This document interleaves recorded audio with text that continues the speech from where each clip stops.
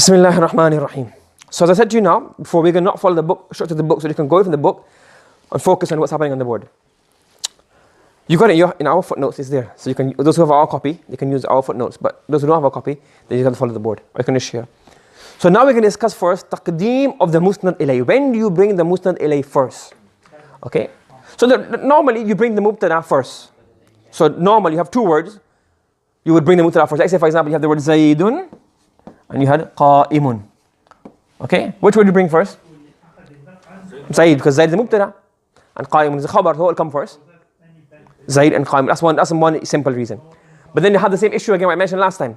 That if you have Muhammadun Rasulullah, what would you say? Muhammadun Rasulullah, Ya Rasulullah Muhammad, both are Sallallahu Alaihi Wasallam. Both are what? Both are ma'rifah. So as I said last time, that if you know the person, if I know Yunus, I say Yunus, what about Yunus? Yunus al-Ustad. Yunus is the teacher. Achha, I didn't know that. And if you know there's a teacher, but who is the teacher? You're not sure, you give information about the teacher. Say al-Ustad, who is the question is basically as if you're replying to who's the teacher. You say al-Ustad Yunus.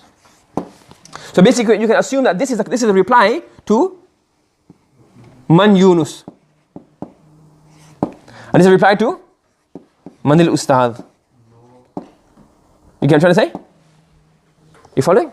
So that's a simple rule that when you have mubtada and khabar, if one is then if the khabar is nakira, you bring the ma'rifah mubtada first.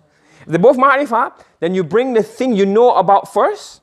You think you don't know about, you bring that as a khabar. Because khabar means information. So if you know what you don't know about, what you want to give information about, you bring that. Do you understand? Right. Second thing is, if you have both ma'rifah, but the purpose can sometimes be that you will bring one word first. So you got a choice, both are ma'rifah. So you can bring either, can't you?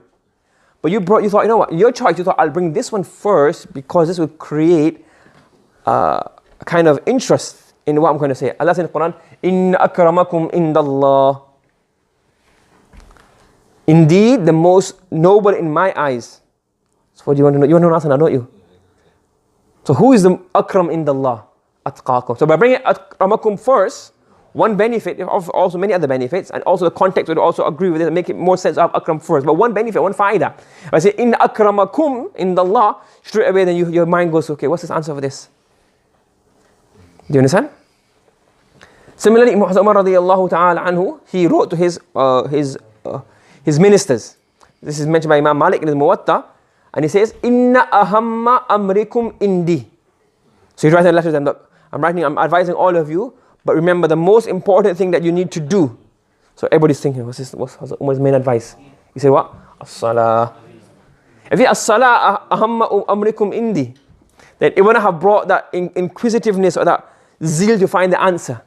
So if you have both ma'rifah, one reason you would bring one of the two first is to create shawq, create a zeal and interest. Does that make sense? Yeah? Any questions regarding that?